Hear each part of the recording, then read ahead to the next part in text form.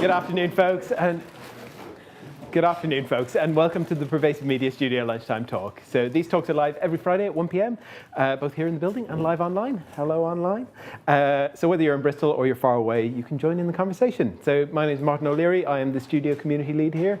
I'm a white man in my extremely early 40s with long hair and a beard. I'm wearing some pale trousers and a black hoodie today. Every Friday, we throw open the doors of the Pervasive Media Studio for Open Studio Friday, where we offer you the chance to spend some time in our space by hot desking alongside our residents and staff from 10 a.m. to 5 p.m. So especially big welcome to those of you who are new to the studio. Anyone new to the studio want to put their hand up? OK, we got quite a few of you today. Welcome. This bit is for you. What is the Pervasive Media Studio? We're a diverse and collaborative community exploring creativity and technology with everything from comedy to coding, product development to performance art. And we're a partnership between Watershed, where we are right now, the University of the West of England and the University of Bristol, and we're funded by Arts Council England. And what we do is we offer studio space, desks, meeting rooms, events and opportunities, all for free to our residents as part of a spirit of generosity and mutual exchange. We're a space for people to take risks with embryonic ideas and to make time for collaboration. So quick bit of housekeeping, do feel free to move around. Kitchen is over there, you can make a cup of tea, grab some coffee. Doesn't look like there's any coffee in the machine, but you'll figure it out. Get a glass of water or whatever. Please don't use the microwave, it interferes with stuff, makes a lot of noise. We do have a quiet space if you need a little break. There's a quiet space just through the wall here to my left, to your right. If you need to take a break at any point, just pop in there, have a sit down, have a chill. It's soundproofed. We are not expecting a fire alarm. If there is a fire alarm, that is real. The fire exits are at that end of the studio. Again, my left, your right, the other end of the studio. If you hear a fire alarm, the studio team will direct you in that direction, should we need to use them. And there are some accessible toilets, including baby change. Don't see any babies. We've had a slight uptick in the number of babies over the last few months, so I do keep plugging the baby change. We have baby change. Toilets and so on are in the corridor over there, just next to the kitchen. OK, so there will be a Q&A at the end of the talk. If you are watching online, please pop your questions into the YouTube chat. Emma is at the back there. She will be your voice in the room today. If you're here in person, you can put your hand up the old-fashioned way, and we'll send a microphone around. You can get news on all of our future talks by heading to watershed.co.uk/studio. There aren't very many talks on there right now, but there will be. At PM Studio UK on Twitter, at Pervasive Media Studio at mastodon.social on Mastodon, or at Pervasive Media Studio on Instagram. All right.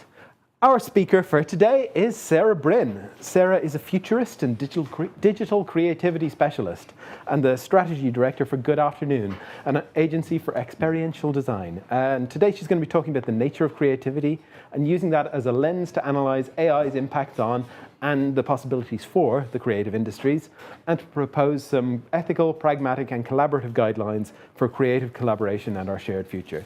So please do join me in giving a very warm welcome to Sarah.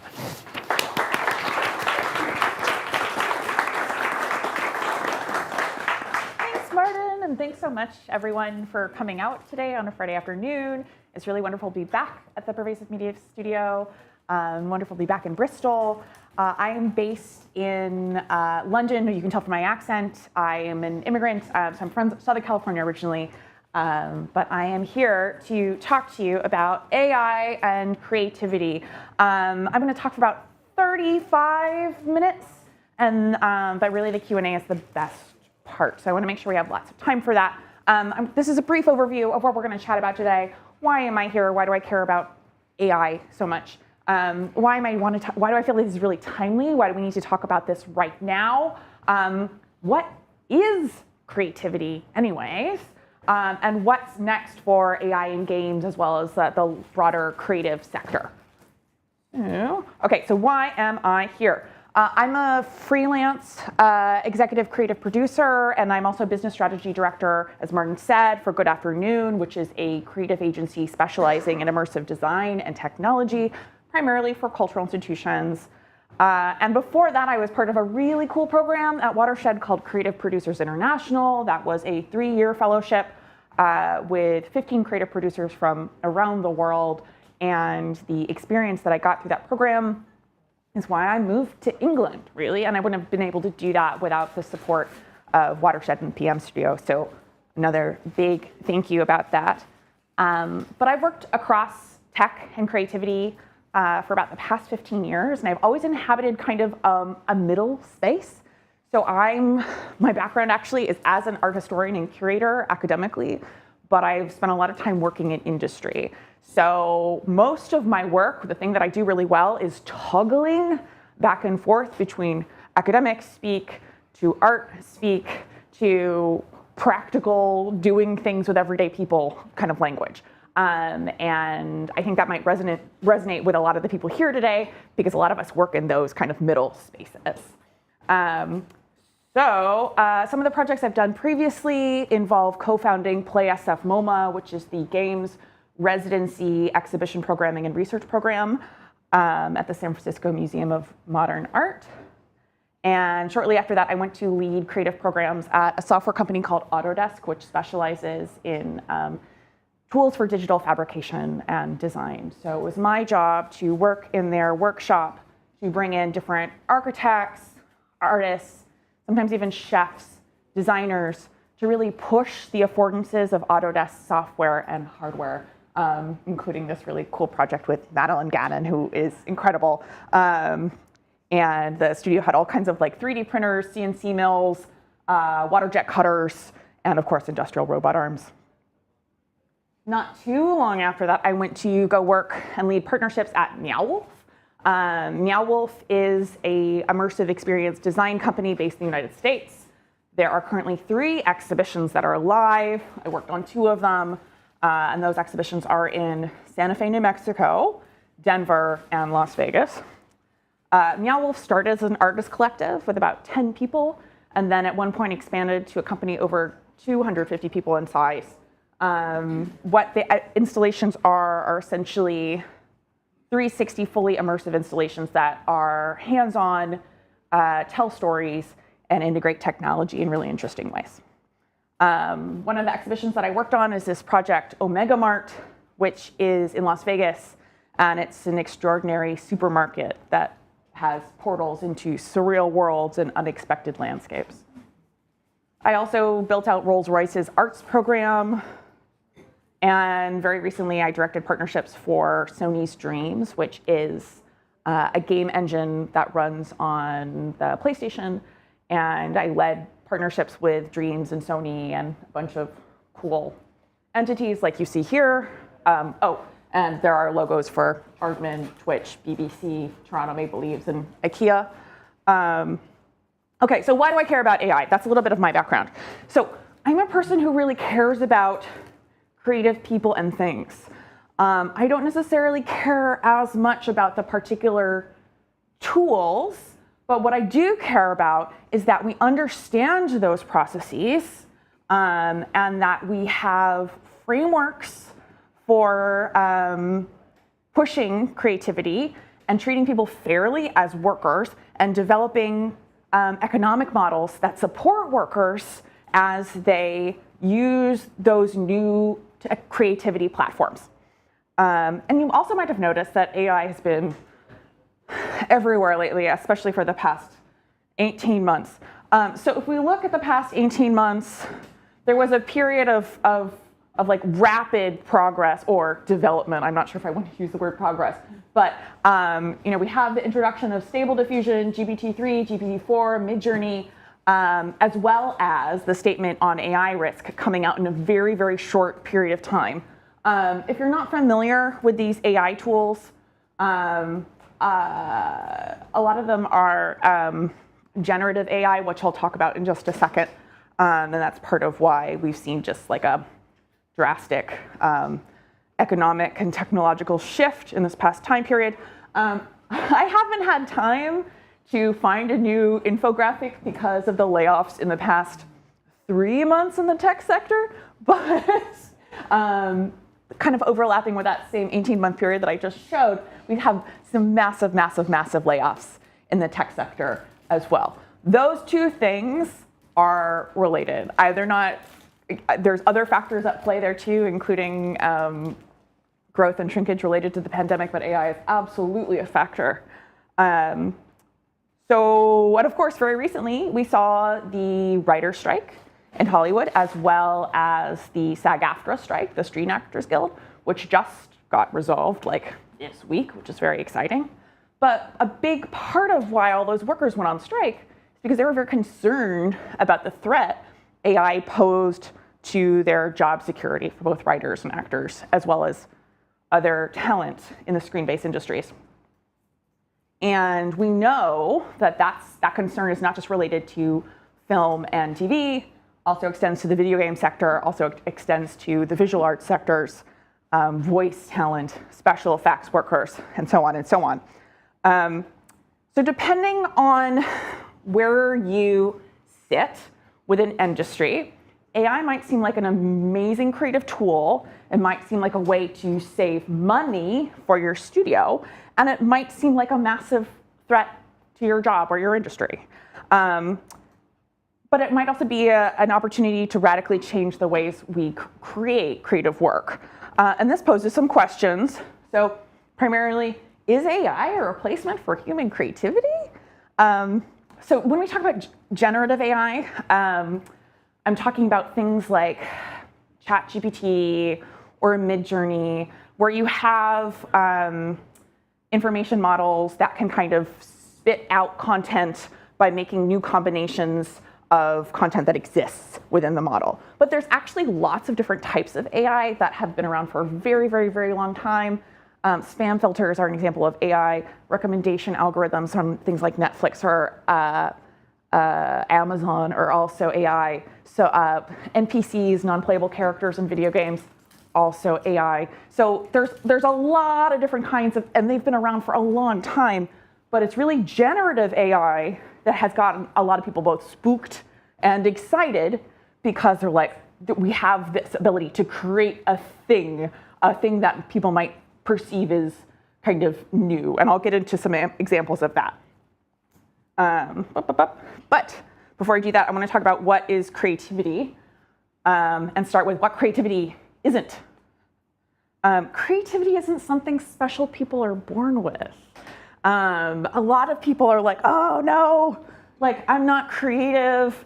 It's something you're either born with or you're not, but creativity is like a human skill. It's a muscle. You need to exercise it. And another myth about creativity is that it means being good at art or image making. There's so many different types and ways we can be creative, and I'll go into some of those examples, but like some people are like, oh, I can't draw. That's not, there's drawing, that's just one part of multifaceted spectrum of what creativity is and can be.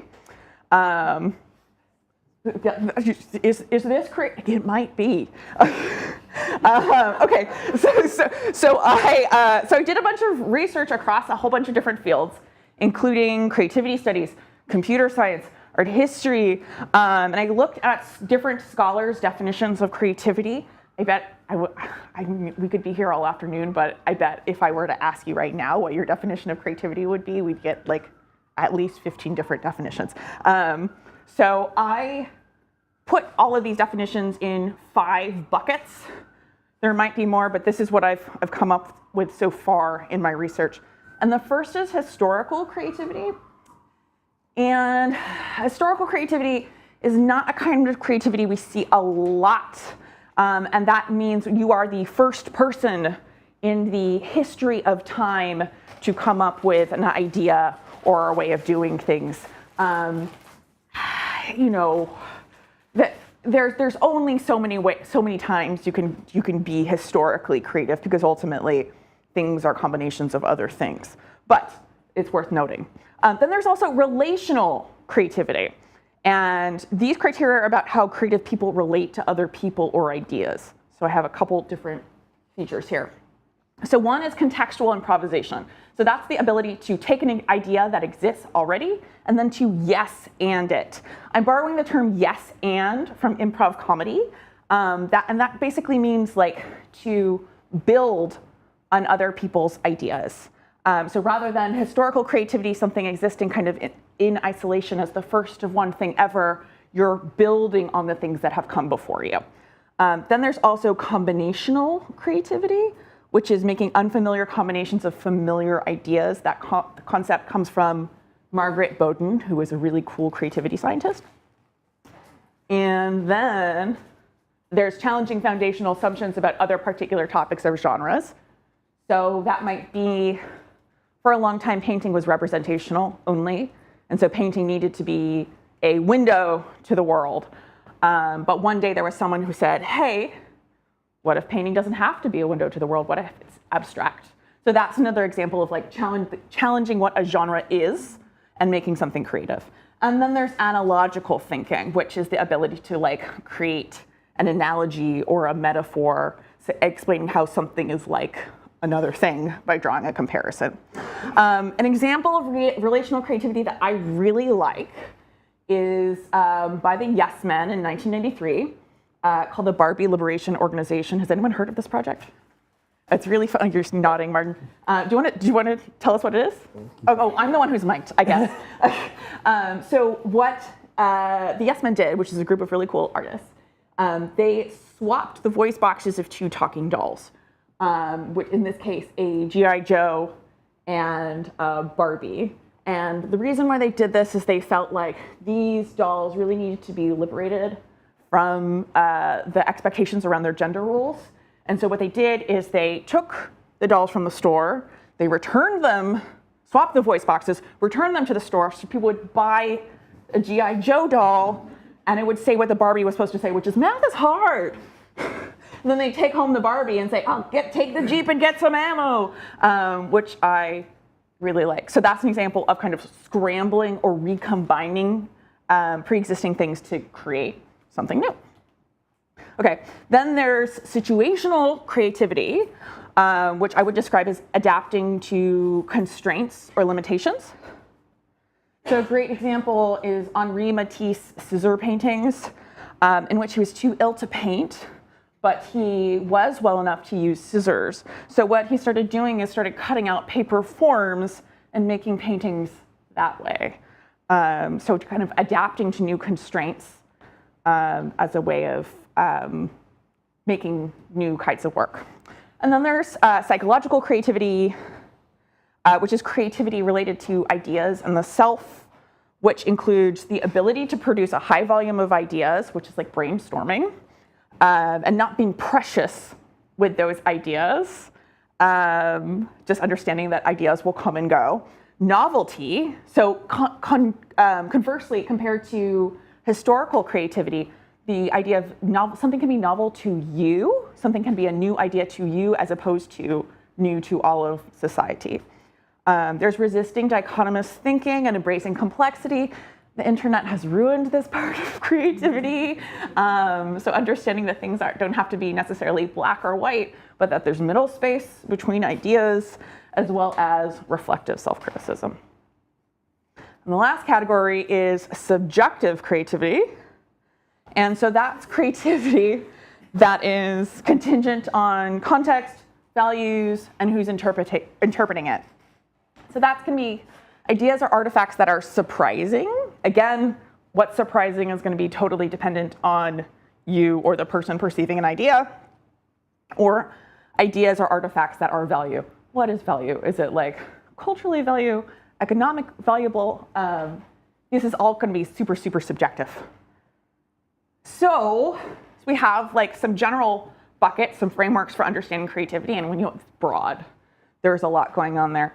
So what if we apply these criteria to AI tools?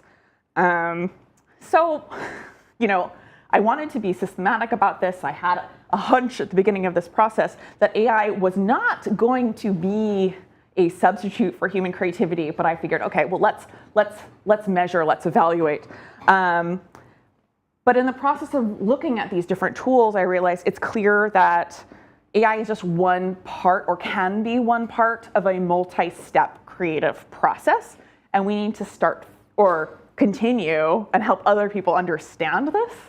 And I wasn't really surprised. These are some of the tools that are involved in different creative processes, and a couple of these are proprietary for particular industries, particularly Ubisoft Ghostwriter, which we'll talk about later, and Blizzard Diffusion, these are all forms of generative AI. So I found 3 key concepts when kind of measuring these generative AI tools against the kind of criteria for creativity that I set out. And the first is the concept of theft. And have any of you heard of the writer and artist Austin Kleon? Yeah, he rules. And he wrote a book called Steal Like an Artist. And in that book, he writes about the process of being inspired by and borrowing from other people's work. And as you can see here, he really nicely lays out the difference between good theft and bad theft. So there's the difference between studying and skimming, stealing from many, stealing from one, credit or giving credit or plagiarizing. And one thing he talks about that I really, really like is that humans are fallible, and in the process of us emulating people we inspire, we can never, there go my slides for some reason. We can never, there we go. Good. We can never emulate someone one-to-one, and in the process of doing that, we end up creating our own voices. So generative AI is very good at stealing, very, very, very good at stealing. And it's really good at remixing pre-existing things to come up with new things. But a lot of the time, credit to and consent from the artists are missing. So take, for example, Greg Rakowski. So you might have seen Greg Rakowski's work in Horizon Zero Dawn, Horizon Forbidden West, or Dungeons and Dragons. These are examples of different games. And according to the MIT Technology Review, his style is one of the most common prompts in Stable Diffusion. That is a type of generative AI to create images. It's more common than Pablo Picasso, actually. So he didn't consent to Stable Diffusion training on his artwork, and now he's legitimately concerned that works created by generative AI in his style would become more ubiquitous than his own work.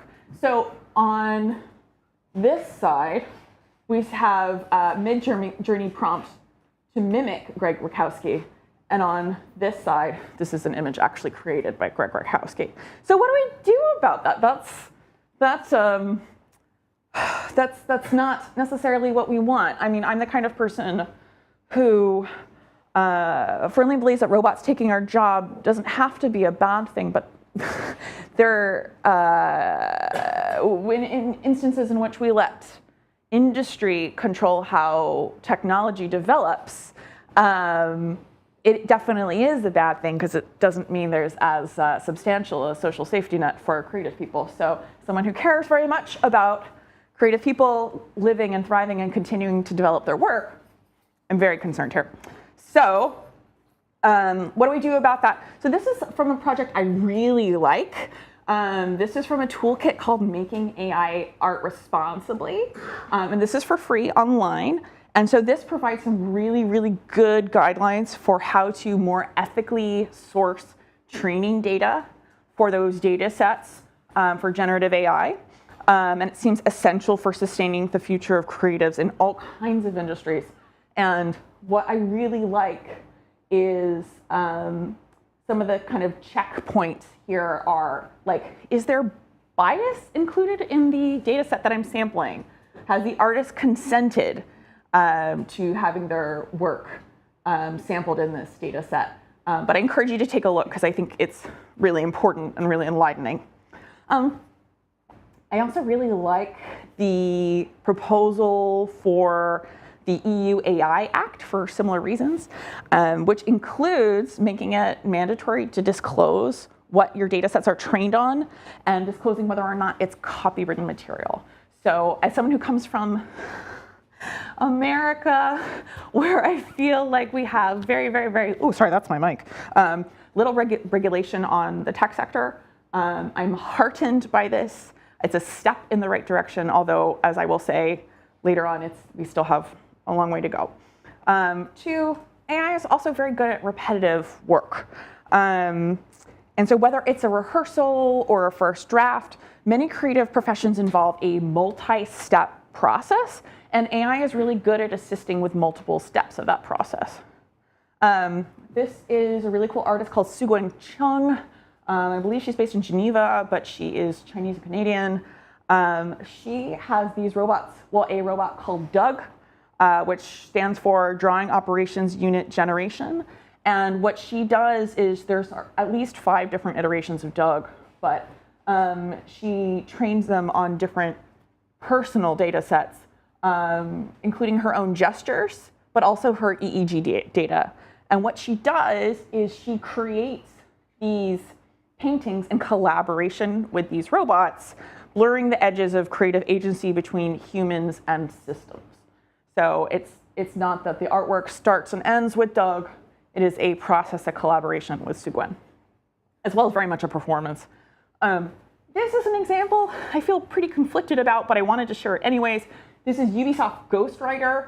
So what this is this used by the video game company Ubisoft to develop what are called barks for non-playable characters. If you've played a MMO, a very large game online, where there's a bunch of background characters, those characters need dialogue in order to make the world feel full. These are secondary characters, but what Ubisoft Ghostwriter is generating first drafts for these tiny bits of audio that these characters say in order to make the world feel full. So these are just examples of the prompts that they generate. And what Ubisoft says is that narrative designers are supposed to go in and choose which ones are better, which options are better, and iterate upon the first draft provided by Ghostwriter. It's interesting. I don't know if the hope is for over time for Ghostwriter to replace the writers altogether. But in theory, if your goal is over time to create more expansive and larger game worlds, this is an interesting tool to consider. And the third and final concept I want to talk about is fun. Fun, if you worked in or with game studies, fun is a word that is loathed in the academic sector because it's so hard to define. And that's exactly why AI is very bad at knowing what is fun or funny. And this illustration is by Ralph Kester, who wrote a whole book about a theory of fun, and it's very good. And so a part of that is because surprise is a really big element of humor. And if you're training a data set based on something that's happened already, the element of surprise isn't going to be as common. And intelligence is also a big part of that. So there was a comedy theorist and comedian called Del Close who believed 2 interesting things: that it's important to play to the height of your audience's intelligence, and that the sound of laughter is the sound of the audience congratulating themselves for understanding a joke. So and something about this is that AI itself is not very smart.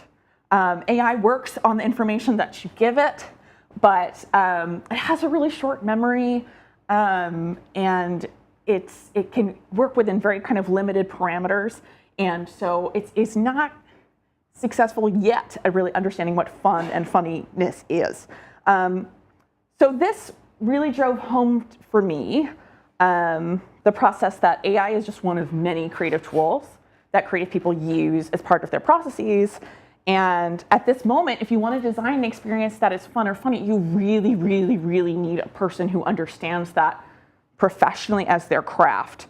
You need someone who understands fun, play, and most importantly, context. However, if you've read Janelle Shane's really, really good book, You Look Like a Thing and I Love You, you might see that AI is good at a very specific type of humor, and that's like randomness and combinations of unexpected things. So this is a bunch of ice cream flavors that she asked an AI to generate. And so you see flavors like peanut butter slime, praline cheddar swirl, pumpkin trash break. And this can be funny because it is just like so bizarre and peculiar, but it's not self-aware. But there is a place for this type of humor, and it reminds me a lot of surrealism. So like this kind of method of combining random things isn't new. but it is a way to continue doing something that artists have been doing for a really long time. So, of course, Magritte's work, Salvador Dali's work, where you are kind of juxtaposing really unfamiliar images. I'm also thought a lot of Zaum, which is kind of like a surreal sound poetry that involves a lot of nonsense phrases repeated at kind of random intervals. So, but when we have a machine being surreal, does it have the same kind of impact or meaning? Because we have the surrealist responding to a lot of different factors, but it's particularly the meaninglessness and chaos of technological innovation in the face of war and to be weaponized in war. So an AI doesn't necessarily have that same kind of consciousness and awareness when it chooses or doesn't choose to be surreal, but it's definitely something I've thought about. So, okay, so the question is, rather than can AI replace human creativity, it's can AI create with humans in interesting ways? The answer is yes. And I have, this reminded me of Hans-Jörg Gadamer's theory of play, which is the idea that play is more of a dialogue between audience and content, or a game, or an artwork. I have a couple examples that I'll go through really quickly. How many of you are familiar with this project? Because I don't want to bore you. Okay. Yes, well, Emma, really? So I'm going to just show a quick snippet from a video that should give you the gist of what this is about. Our project, How Not to Get Hit by a Self-Driving Car, is a street-based game that challenges the public to avoid being detected in the eye of an AI. So what we have planned is a space which is decorated using different forms of street furniture, traffic equipment such as cones and other sort of barriers. We'll have a start button and a start line. From there, you'll be able to see the goal button on the other side. There'll also be a huge LED truck which will be displaying the playing field at all times, so players will be able to see themselves. And basically, players will push the start button and the experience will begin, and they'll essentially just need to try to get to the goal without being detected by the AI. So they must disguise themselves or run and hide and find any way to trick the AI to hit that goal button. So I love this project because it is, again, it doesn't stop and start with the AI itself. This is a process of humans playing with the AI. And it has the kind of, if you win the game, you end up training the AI so it becomes better at recognizing humans. But what I love about this is that it's an opportunity for this kind of ubiquitous software and phenomenon of AI to become legible by being literally on the street. I think that kind of process of back and forth, that it's continuing to be a dialogue. The training data continues to evolve over time, which I think is a really interesting way to use AI in an art-making context. Another example I really love is a project called Bad News. What is happening to this? Oh, goodness gracious. It's not you, it's the thing. Thank you. Okay, so Bad News is an award-winning installation that combines AI technologies and live improvisational acting. And the story and the experience is uniquely generated by a computer simulation every single time. And so each 45-minute performance is an original work of interactive theater produced for an audience of one at a time. And so what's happening here is we have someone running a simulation in real time, and then they're feeding information to this actor. And these are the people playing the game by interacting with the actor and trying to find information. So the actor becomes a mediator for this kind of digitally created world. And also the players are relieved of the burden of having to figure out a kind of new UI or user experience. So they're exploring a digital space by engaging with a real human that is being fed information about a algorithmically generated town. And it's wild, it's very special. And this is my last example. I'll show you this video really quick. I apologize, the sound is loud. Okay, good.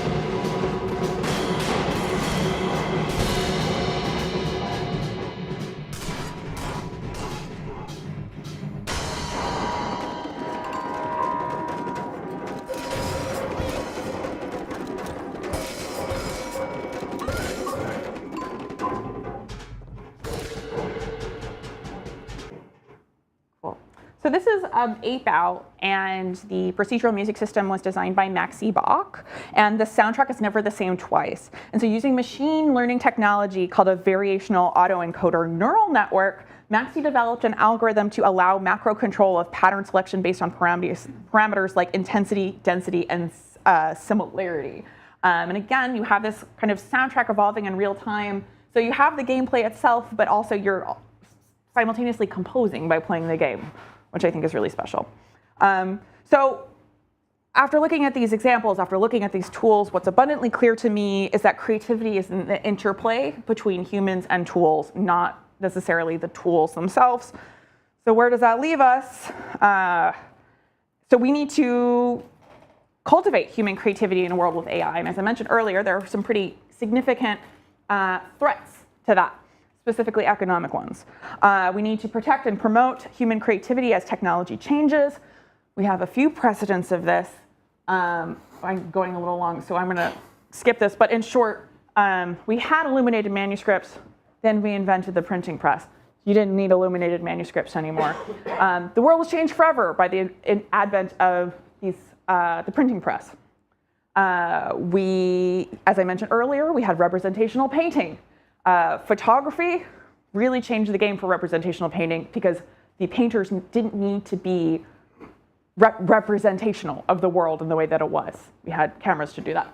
But simultaneously, that pushed us towards more abstract and expressionist styles of image making and painting.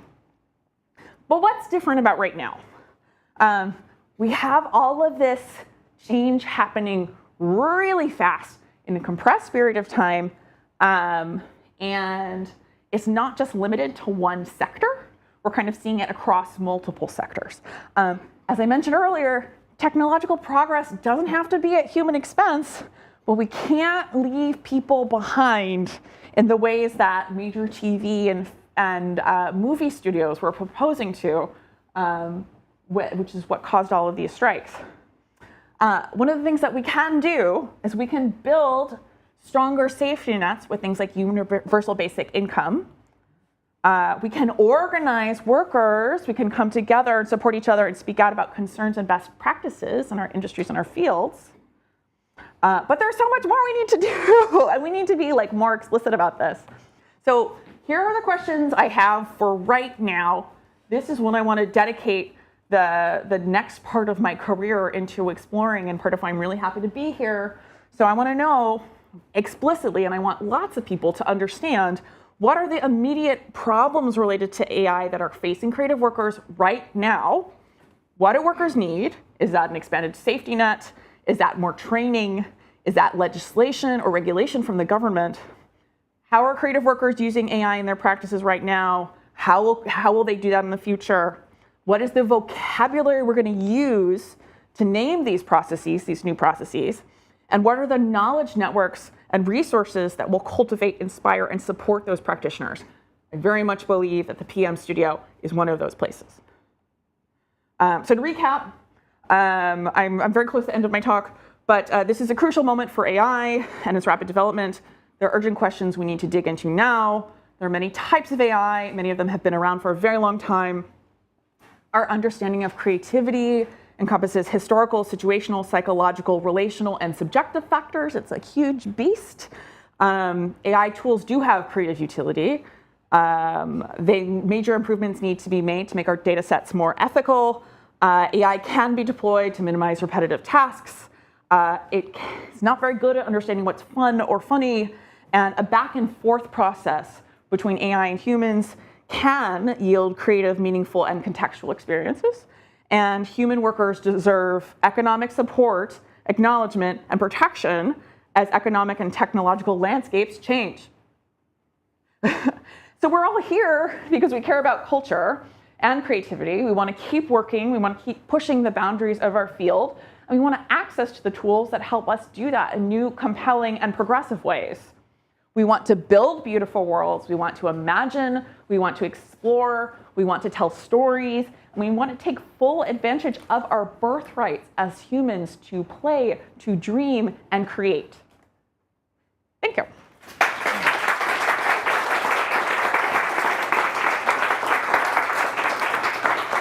Thank you very much, Sarah. Does anyone have a question for Sarah? I will kick it off. Thanks, Brin. Nobody else does. So a lot of the desire for these things in industry, and particularly in games, seems to be this like need for more content, to make bigger worlds, to make more detailed worlds. And like, do you feel like is that the thing that we need to fight? That desire for more stuff.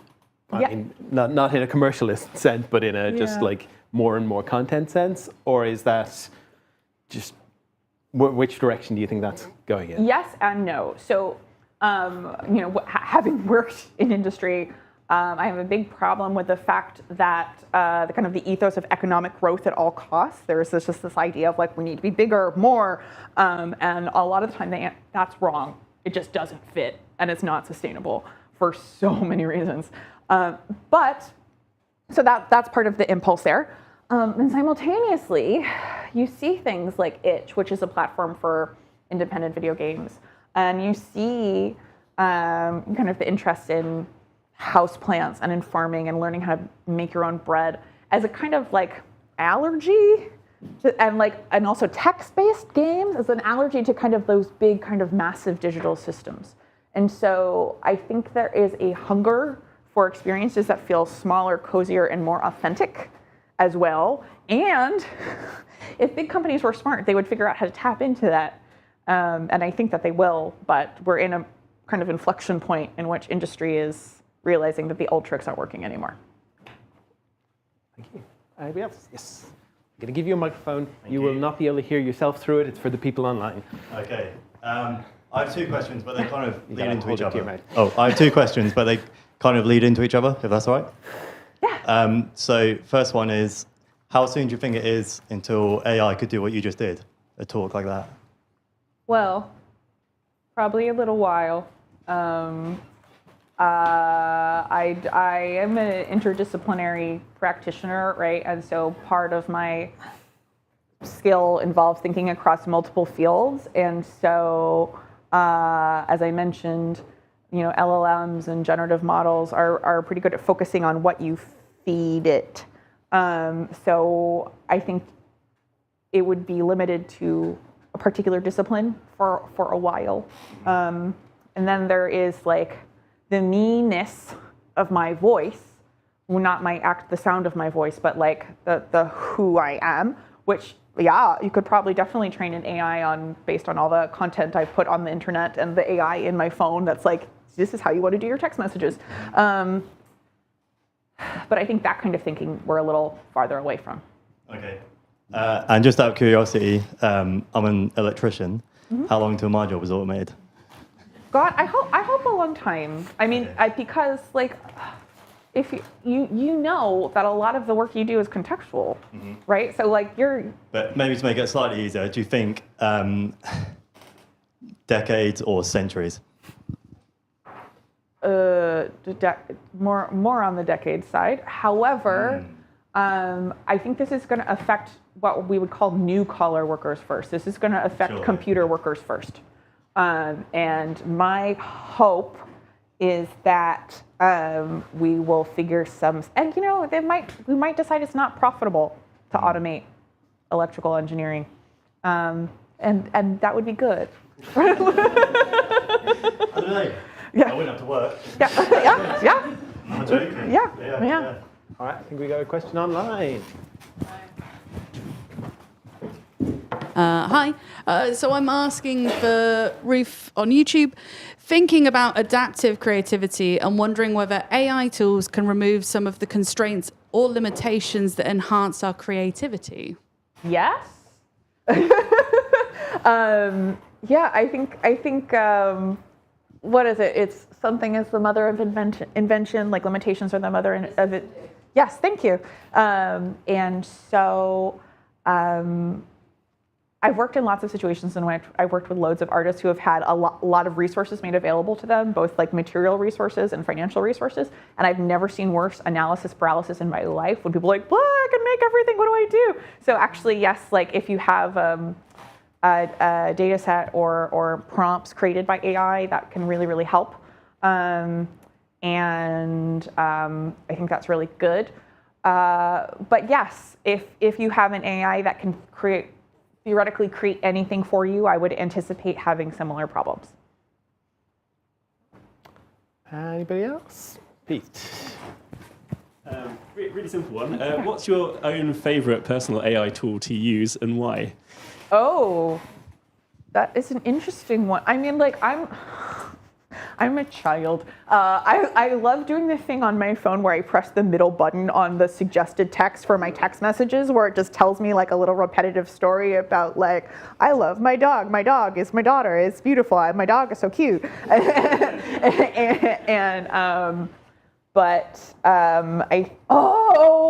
love Google Alerts. I'm really dependent on Google Alerts. Whenever I have like a research interest, I set a Google alert for it. So of course I have one for my own name, but Gutai, like a specific type of Japanese artist I'm obsessed with, I get notified every time there's something about them online. So yes, that's a great question. Anything else? Richard. Thank you.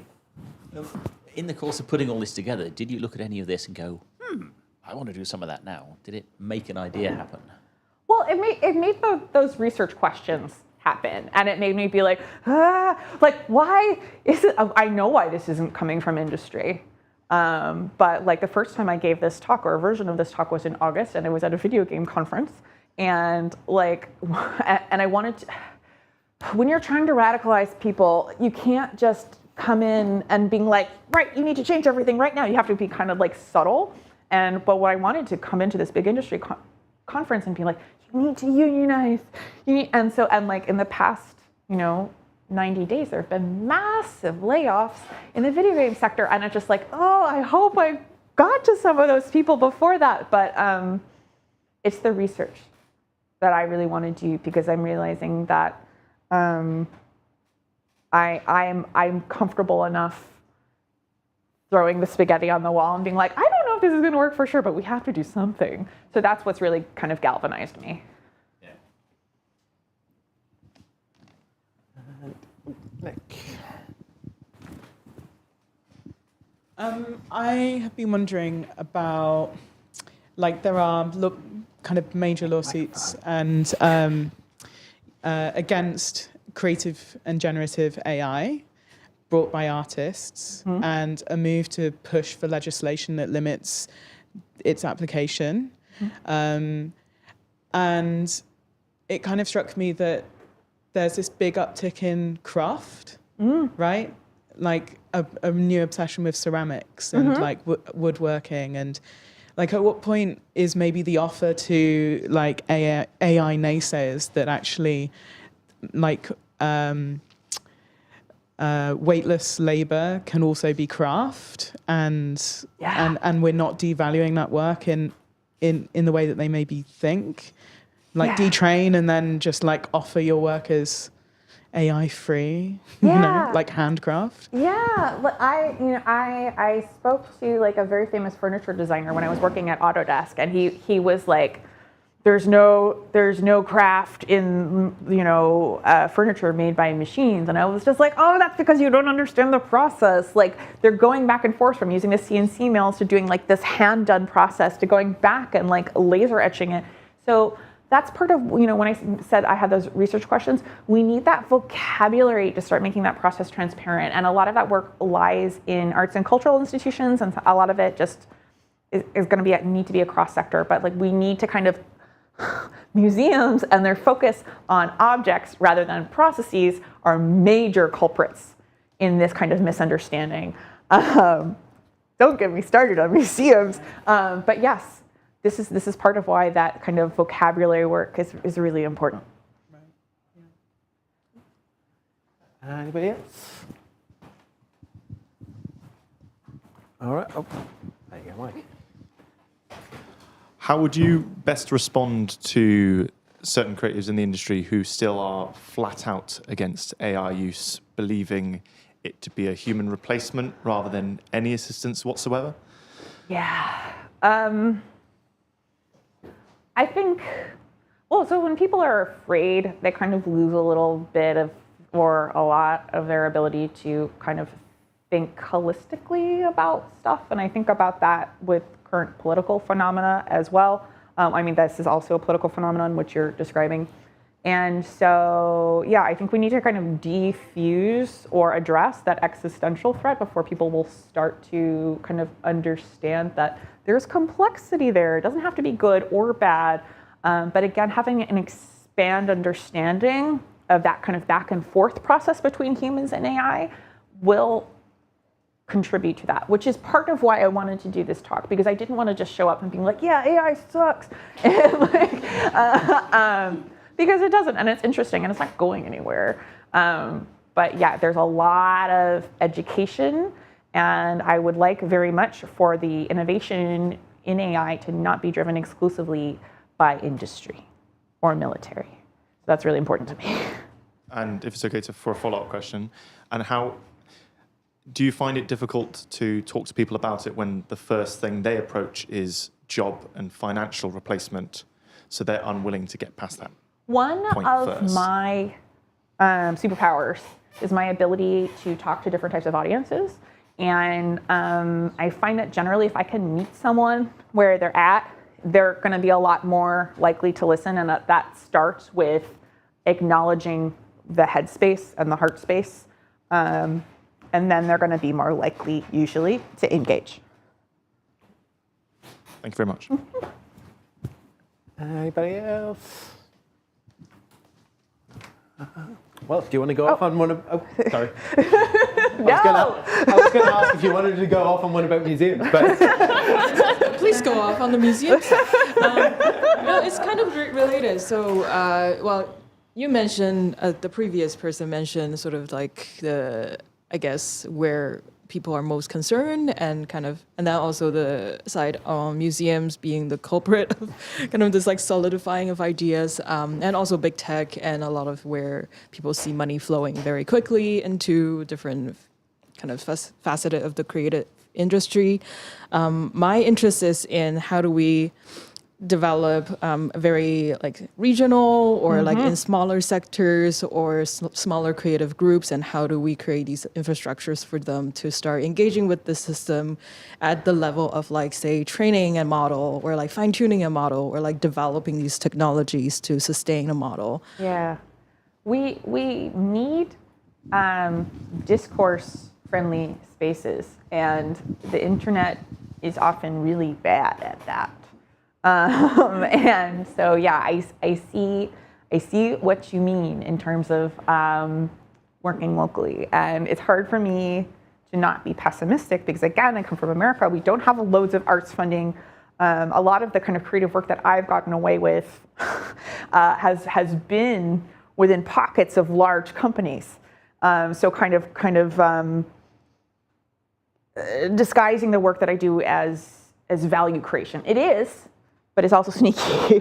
And so I want, maybe the right thing to do is to like teach people how to create affinity groups and teach people how to organize. And maybe start from there, because I think peer groups are really important, and I really like the work that you all are doing with UCI, and the fact that you have a space, and the fact that a lot of the programs you do are very local, makes me really hopeful. But I understand it's hard to do that. Yes. Looks like Emma has a question. Oh. Sorry, You're very low tech. Comfy. We have another question. Ruth has come back. Actually, Ruth had a point to, I think, Nick's question earlier, which is highlighting on Etsy, there's an advert at the moment that's saying made by real people that seems to be reacting to that point of, I suppose, who has created it. But Ruth's next question is, what sort of impact do you think AI is having around personal creativity and the opportunities for people in their lives outside of work / beyond workers in the creative industries? Yeah. So I do think that this will create more opportunities for people to engage in creative work. And Unity, the game engine, which has been like very controversial lately for lots of reasons, has a tool they're developing called Unity Muse, in which it designs like games in the Unity engine based on text prompts. So like being like, I want an island, and no, I want the aesthetic to be pixely. No, I want the aesthetic to be photorealistic, and I want the mechanic to be that there's a monkey chasing a cannonball. That's going to drastically change who can make games. And I believe that this can happen across different types of creative disciplines. And I think that's really exciting. And again, like, we don't need to be afraid of this, but we do need protections in place, and we do need to decide, like, how are we going to take care of people? How are we going to do this together, as opposed to like creating some kind of like Blade Runner-esque dystopia, which again, I'm from California, which is, I believe the apocalypse has already started there. And I just don't want to see that happen more.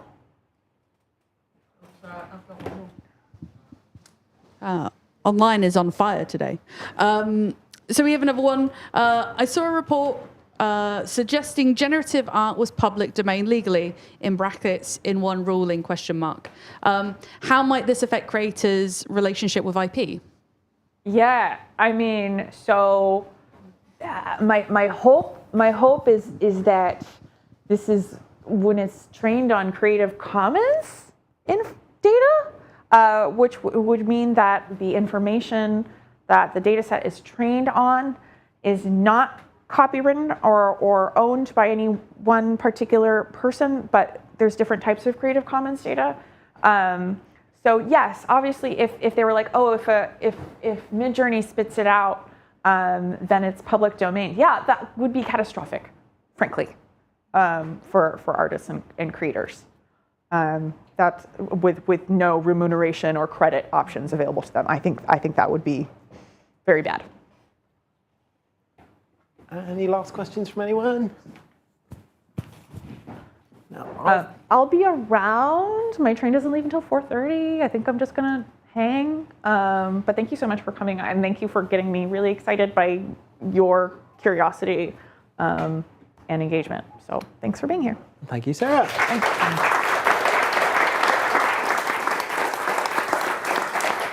All right, so before we go, if you do want to stick around and hot desk today or find out more about what we do, please come find one of the studio team. Studio team, give us a wave. Mostly down the back. If you're watching online, drop us an email on studio@watershed.co.uk with any questions. Thank you all for being here today, and we'll see you again next time.